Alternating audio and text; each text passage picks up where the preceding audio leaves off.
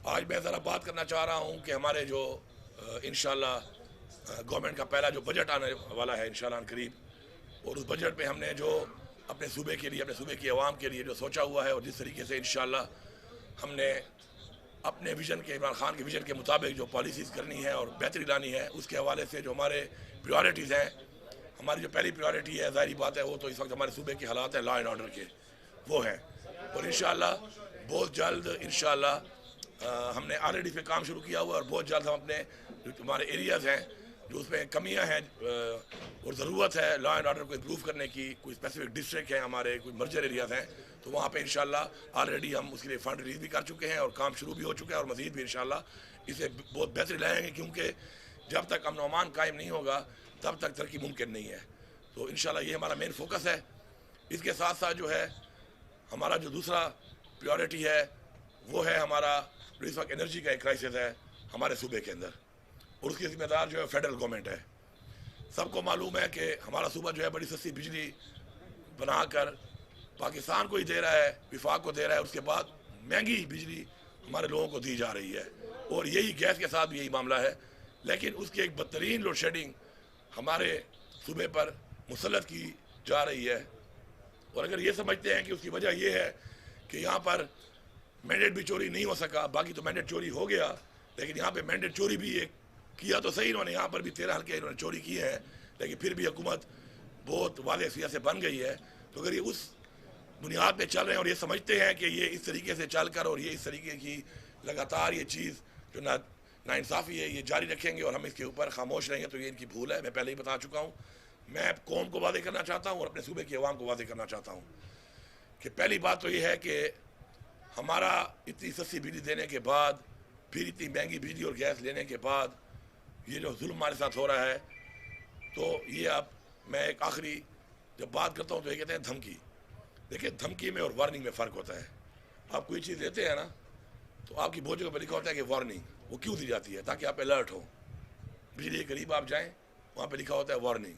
बहुत सी जगहों पर लिखा होता है वार्निंग। अक्सर तो पुलों पर लिखा हुआ है पाकिस्तान में कि आप पुल के साथ खड़े हो तो कहते हैं वार्निंग, खबरदार, तस्वीर लेना जो है मना है। यहाँ पर वार्निंग दी जाती है ना, तो वार्निंग क्यों दी जाती है?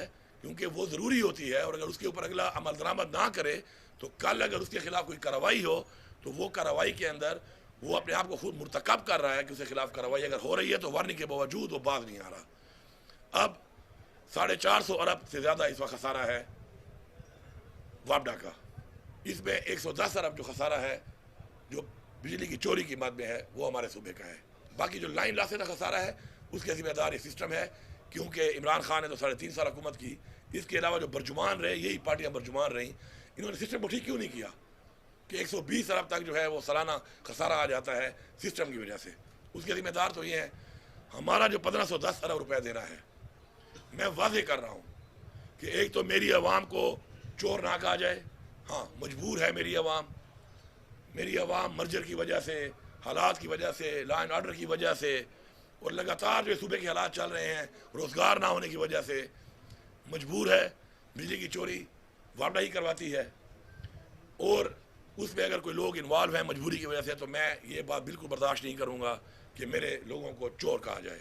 हम इस पर काम करेंगे, लोगों को एतमाद में लेंगे। पहले एतमाद में लेने के बाद, क्योंकि हमारे लाखों लोग जो है हमारे सूबे में मर्जर के बाद और ऑपरेशन के बाद शिफ्ट हुए हैं, तो उनको पहले ही इतने मसाइल, न घर न कुछ, न रोज़गार, ऊपर से इतना बोझ, बिजली का इतना महंगा बिल तो कोई बर्दाश्त नहीं कर सकता।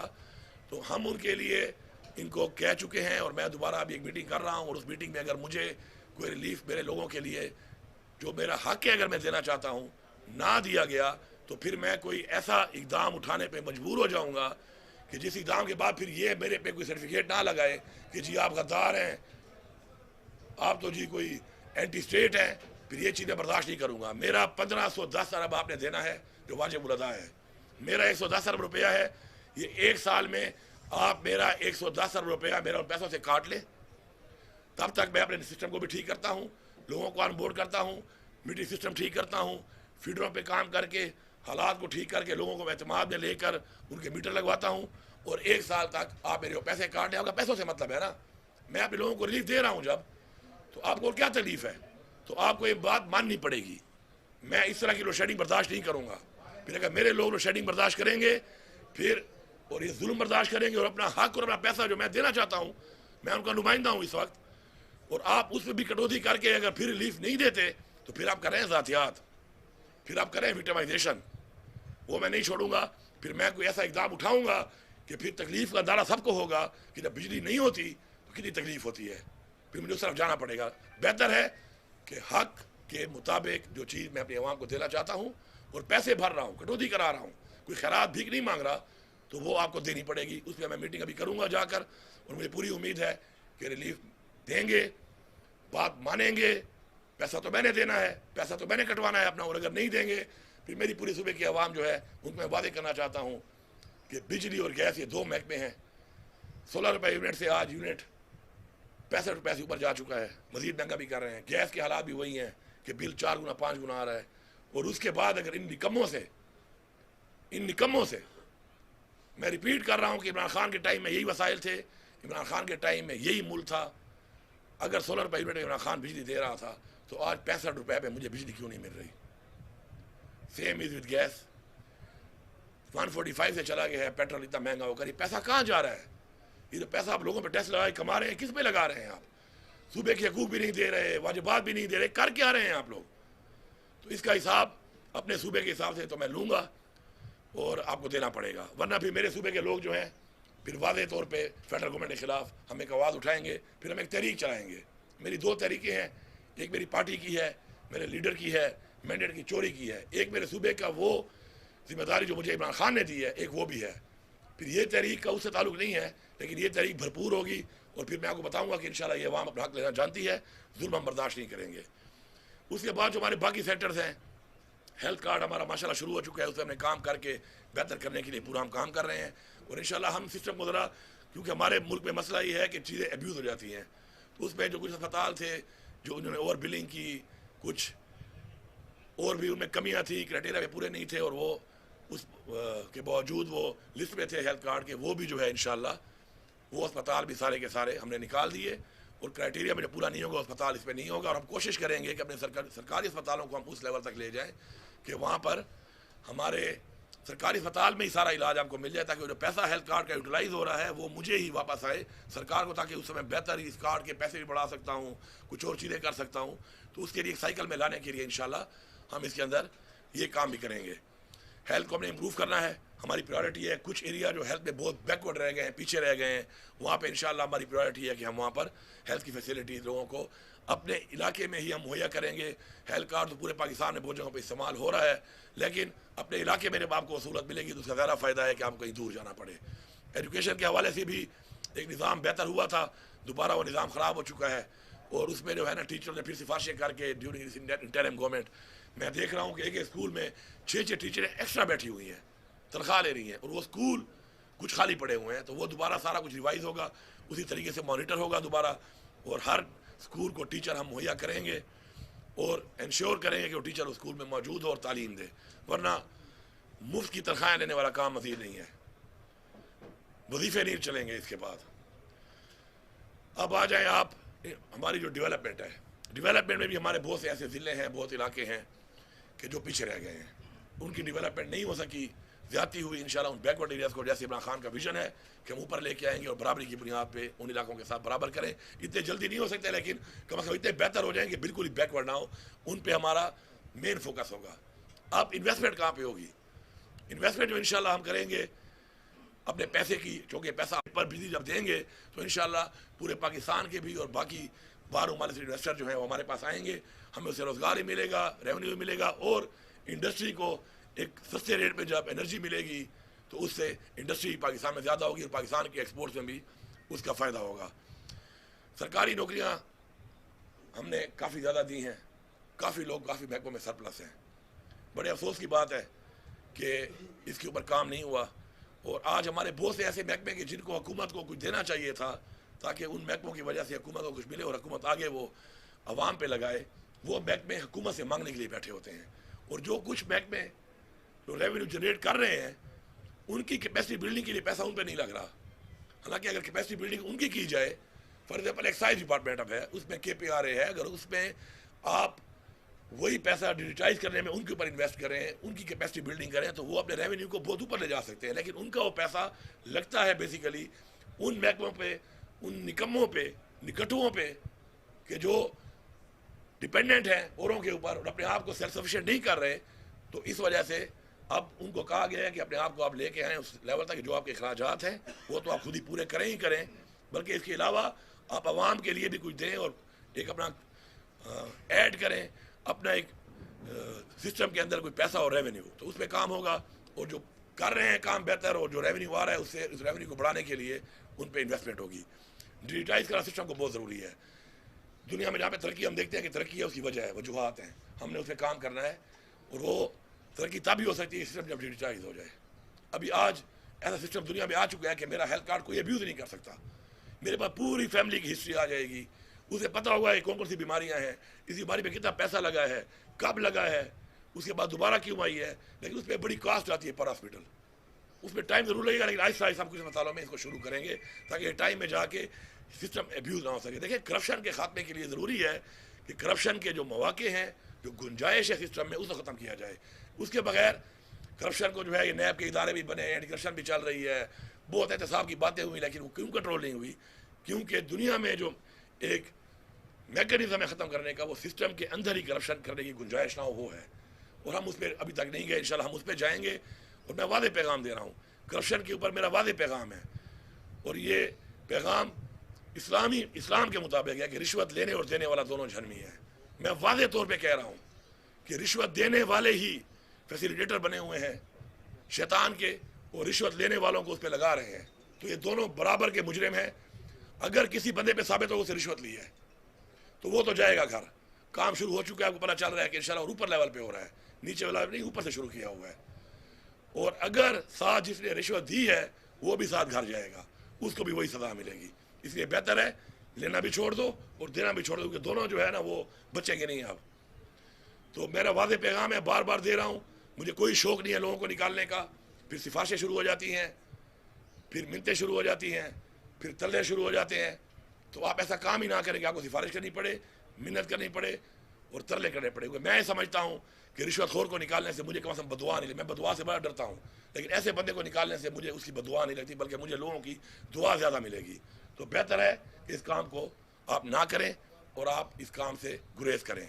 कुछ सेक्टर हमारे जो है बहुत ज़्यादा इस वक्त ऐसे हैं कि जिनमें हमारा रेवेन्यू बहुत बढ़ सकता है। माइनिंग उसमें हमारा अल्लाह की तरफ से हमें दिया गया है, उसके अंदर इंशाअल्लाह हम इतना बेहतरीन एक निज़ाम ला रहे हैं, एक अपनी माइनिंग कंपनी बना रहे हैं और एक परसेंटेज करके परसेंटेज लेवल के ऊपर काम होगा। जो रेट माइनिंग के दिए हुए हैं, इन रेटों के ऊपर तो लगता है कि जो हमारी माइनिंग इस्तेमाल कर रहा है वो लगता है कि शायद ये उसकी ज़ाती कोई मलकियत है और वो खैरात दे रहा है हुकूमत को। ऐसा नहीं चलेगा। अब आप काम करें, अल्लाह आपको नसीब करे। निज़ाम बनने वाला है, एक्ट में तब्दीली आ जाएगी, अपनी माइनिंग कंपनी गवर्नमेंट की बन जाएगी। उसके बाद आप इन्वेस्टमेंट ज़्यादा करेंगे तो आपको माइन मिलेगी, आप काम नहीं करेंगे आप घर जाएंगे। और आप जब अच्छा रेवेन्यू लेंगे और हमें देंगे तो हम आपको इंसेंटिव भी देंगे कि आप और ज़्यादा काम करें। हमारे बाहर के इन्वेस्टर भी इंशाल्लाह इंटरेस्टेड हैं इसमें, हमारी बात चल रही, कई ममालिक हैं, कई बड़ी बड़ी कंपनीज हैं। और लोकल लोगों से मैं कहता हूँ कि हमें खुशी है कि आप आएँ, लेकिन ये कोई तरीका नहीं है कि आप सिफारिश करके या ताल्लुकात की बुनियाद पर लीज़ें तो ले लेते हैं और लीज़ें लेने के बाद आपकी वो ना आपकी उस पर कोई एक्सपर्टीज़ होती है ना आपका वो काम होता है, और लीज़ें इतनी ज़्यादा पड़ी हुई हैं लोगों के नाम पर, काम नहीं कर रही, सारी कैंसिल हो रही हैं, सारी शुरू हो चुके हैं कैंसिल हो, काफ़ी तो हमने कर दी हैं, बाकी भी कैंसिल होंगी। और नेक्स्ट तो मिलेगी एक टाइम पीरियड में, अगर वो काम नहीं करेगा तो उस टाइम पीरियड के बाद उतना ही पैसा उसमें टैक्स आएगा जितना काम करके वो निकालता और हमें देता, या फिर वो फारे घर जाएगा। तो इसलिए बेहतर है उस काम में ना घुसो जो काम आप नहीं कर सकते, वही करो जो आप कर सकते हो। आखिर में मेरा ये मैसेज है पूरे सूबे को, पूरे सूबे की आवाम को, कि ये इमरान खान की हुकूमत है और इमरान खान के विजन के मुताबिक अल्लाह ने मुझे एक मौका दिया है, मैं आपके साथ हूँ। और मैं सिर्फ ये नहीं कह रहा कि मैं कोई सरकारी अफसरान के ख़िलाफ़ हूँ। अल्हम्दुलिल्लाह मुझे फ़ख्र है इस बात पे कि हमने विक्टिमाइजेशन नहीं की, हमने एक मिसाल कायम की है कि जो हमारे साथ हुआ, जिस तरीके से किया गया, अगेंस्ट द लॉ किया गया, गलत तरीके से किया गया, कानून को तोड़ा गया, बार बार तोड़ा गया, ज़ातियात की गई, आइन शिकनी की गई, उसके बावजूद भी इस मुल्क के लिए हमने सबको माफ़ किया और हमने कहा आगे बढ़ो। और मैं इस पर पूरी अपनी पार्टी का, क्योंकि ये मेरे साथ नहीं हुआ, मेरी पूरी पार्टी के साथ हुआ है सूबे में, मुझे फ़ख्र है अपने वर्कर्स पे, अपनी लीडरशिप पे, अपने लोगों पे, अपनी आवाम पे, कि उन्होंने इस चीज़ को समझा कि किसी मजबूरी के तहत किसी ने गलती की है तो उस गलती को माफ़ करके अगर वो इस्लाह की तरफ आता है तो हम इस्लाह पे खुश होकर उनको आगे साथ चलने को भी तैयार हैं।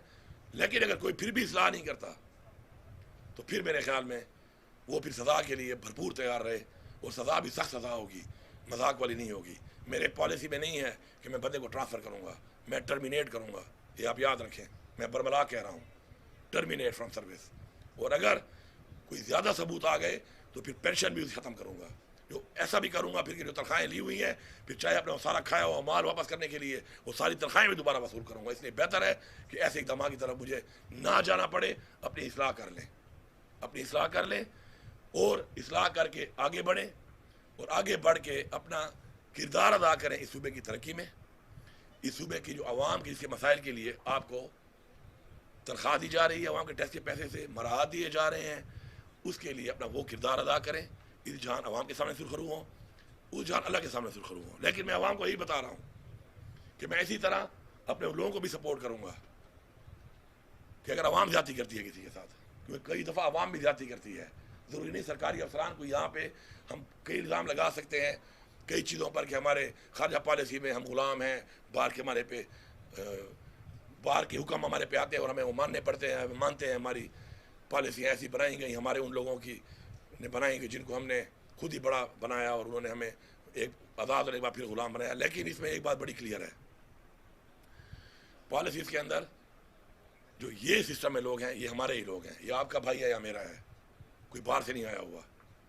ये अपनी इस्लाह कर रहे हैं और अगर इस्लाह करके ठीक हो रहे हैं आप इनको सपोर्ट करें। हाँ, जो ठीक ना हो उसको भी सज़ा देने के लिए मैं आवाम के साथ उनके साथ नहीं हूँ। इसी तरह उनको भी मैं मैसेज दे रहा हूँ, अगर आपके साथ कोई ज़्यादती करेगा तो मैं ज़्यादती करने वाले के साथ बिल्कुल नहीं होगा, मैं उसके साथ होऊंगा जिसे ज़्यादती होगी। ये क्लियर मैसेज है। इस मैसेज के साथ सिस्टम को आपने ठीक करना है, सिस्टम को आपने बनाना है। जब आपका वज़ीर आला कह रहा है, आपकी हुकूमत कह रही है कि वो आपका साथ देती है इन चीज़ों में कि आप करप्शन को रोकें, आप क्वालिटी ऑफ वर्क को देखें, उसको रोकें। क्वालिटी अगर ठीक नहीं है आपको पूरा इख्तियार है, उसके लिए आपको न एक्सेल होने की ज़रूरत है, न SDO होने की ज़रूरत है, न MP होने की ज़रूरत है, न MNA होने की ज़रूरत है, न बलदियाती नुमाइंदा होने की ज़रूरत है। आपको मैं इख्तियार दे रहा हूँ आवाम को, आप रोकें, आप रोकें, मेरे तक पहुँचाएँ। मेरा इंशाल्लाह जो पोर्टल मैं लगा रहा हूँ, ट्रैकिंग सिस्टम के साथ पोर्टल मैं इंशाल्लाह एस्टेब्लिश कर रहा हूँ। बार वो बन रहा है, थोड़ा टाइम लग रहा है क्योंकि वो इंटरनेशनल स्टैंडर्ड्स के मुताबिक होगा। उसमें मैं खुद ट्रैक करूँगा हर चीज़ को। आपको मैं यकीन दिलाता हूँ कि मैं आपके साथ हूँ, और जब मैं आपके साथ हूँ तो इसका मतलब ये है कि आप हर हद तक जाएं और इस चीज़ को रोकें जो पॉलिसी मैं आपको बता रहा हूँ, और मैं आपका साथ दूंगा। हाँ, अगर आपको ये लगे इसके बाद मेरे साथ ये मेहनत करने के बाद कि शायद मैं आपके साथ नहीं हूँ, तो फिर आपको दिल बर्दाश्त होना चाहिए। नाउमीदी जो है वो कुफर है, हराम है, नाउमीदी नहीं करनी। मुझे इमरान खान ने सिखाया, हमेशा इमरान खान ने कहा उम्मीद का, होप का। मैं उसी होप की बुनियाद पे आपसे ही होप करता हूँ, अफसरान से ही होप करता हूँ, अपनी आवाम से ही होप करता हूँ कि इस होप के साथ इंशाल्लाह हमने आगे बढ़ना है, और हमने अपने इस कम टाइम में इंशाल्लाह अपने लोगों को पाँव पे खड़ा करना है। नौजवान, मेरे बच्चे और बच्चियाँ सब सुन लो, क्लास 4 में अगर मैं आपको भर्ती करता हूँ सरकार पे बर्डन डाल के और ज़रूरत नहीं है, तो उससे बेहतर है कि मैं आपको रोज़गार देना चाहता हूँ।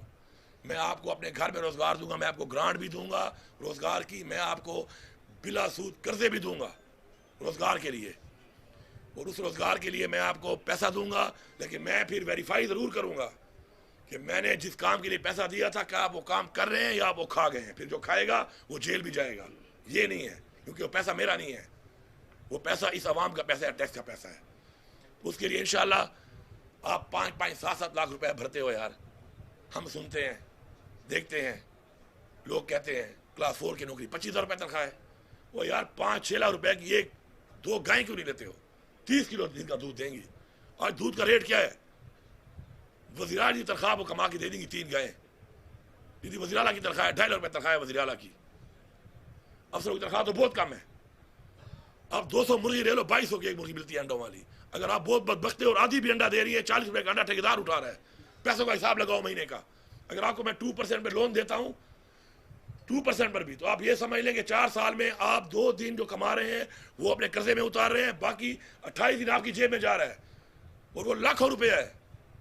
इसको समझें, अपना कारोबार करें, आगे भी बढ़ोगे, उससे आगे बढ़ोगे, मैं आपकी हेल्प करूंगा। जिसके पास पैसा नहीं है मैं पैसा दूंगा उसको, मैं हुकूमत की तरफ से पैसा दूंगा, ग्रांट भी दूंगा। जो बहुत गरीब है, मैं समझता हूँ कर्जा नहीं उतार सकता, उसको मैं ग्रांट भी दूंगा।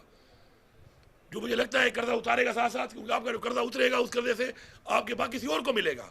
आप इसमें मेरा साथ दें, कारोबार करें, कारोबार में बरकत है, बढ़ेगा, आप आगे जाएंगे। आप अपने राइट लेफ्ट देखें, लोगों ने कारोबार किए, कहाँ से कहाँ पहुँच गए हैं। क्लास 4 का मुलाजिम तो क्लास 4 ही रिटायर होता है, इक्का दुक्का कोई शायद MA BA करके बेचारा कोई वो भी कोई प्रमोशन आती है इंटर डिपार्टमेंट में, तो उसमें कहीं प्रमोट हो जाए तो हो जाए। तरक्की नहीं है उसमें, इसमें तरक्की है। और ये सुन्नत है, तिजारत करें, कारोबार करें, मेहनत करें, सुन्नत भी है ये। सुन्नत पे अल्लाह खुश होता है, अल्लाह हमारी मदद करेगा इंशाल्लाह। तो मेरी ये कोई बातें थी।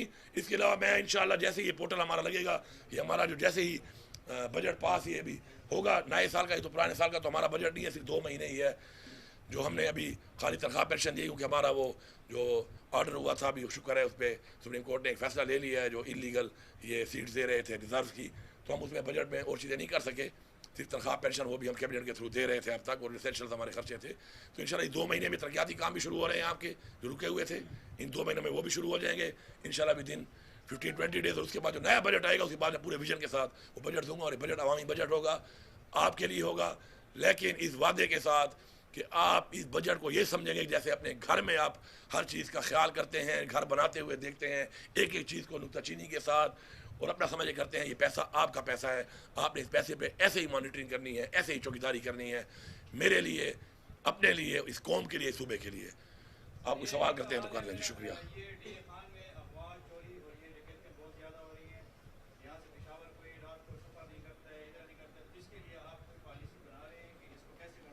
मैंने शुरू में जो बात की लॉ एंड ऑर्डर की, वो यही चीज़ है, उसी में आती है ये चीज़ भी। दूसरी जो एक इम्पॉर्टेंट चीज़ है वो ये है कि मनशियात का इस्तेमाल बहुत ज़्यादा हो चुका है।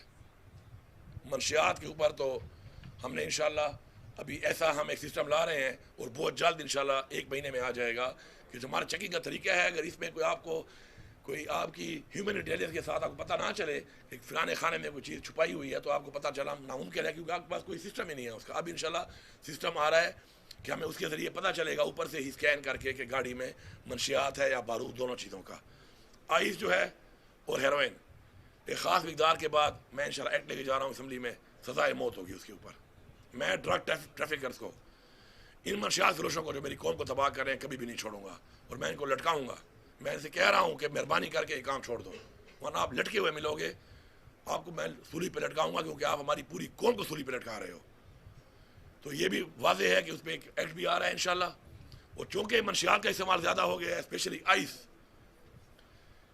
उसका ज़्यादा हो गया है, तो थोड़ा फ़र्क है जो मैंने स्टडी की है इसमें। हेरोइन जो है वो बंदे को कमज़ोर करके, बस वो ये है कि उसने कोई चोरी कर ली छोटी मोटी, कोई कैटा ही चोरी कर ली, या कोई सरिया तोड़ लिया, या कोई बैटरी चोरी कर गया। ये आइस जो है बड़ी ख़तरनाक चीज़ है, ये इंसान के अंदर ताकत ले आती है, दिमाग सो रहा होता है, जिस्म जाग रहा होता है। ये चीज़ बड़ी है, मैं आपको लिख के देता हूँ कि मैंने जो अपना एनालिसिस किया है, ये आइस के इस्तेमाल वाले लोग हैं जो ये कर रहे हैं। अब इंशाल्लाह हम अनकरीब जो है यूनिवर्सिटीज़ में और कॉलेज में पहले वगैरह टेस्ट करने लगे हैं, ताकि हमें पता चले कि हमारे स्टूडेंट्स पहले तो जो हमारा मुस्तकबिल हैं, जो वो नौजवान पढ़े लिखे जिन्होंने हमारा नाम रोशन करना है पाकिस्तान में या बाहर जाके, उनकी क्या पोजीशन है, उनके घर वालों को पता चले, हमें पता चले।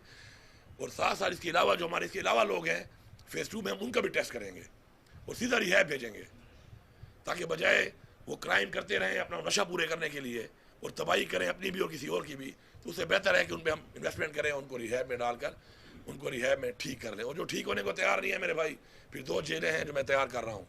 फिर रिहैब के बजाय आप अगर बात नहीं होगी, फिर आप जेल में ही पड़े रहोगे, खुश होते हो या खफा होते हो।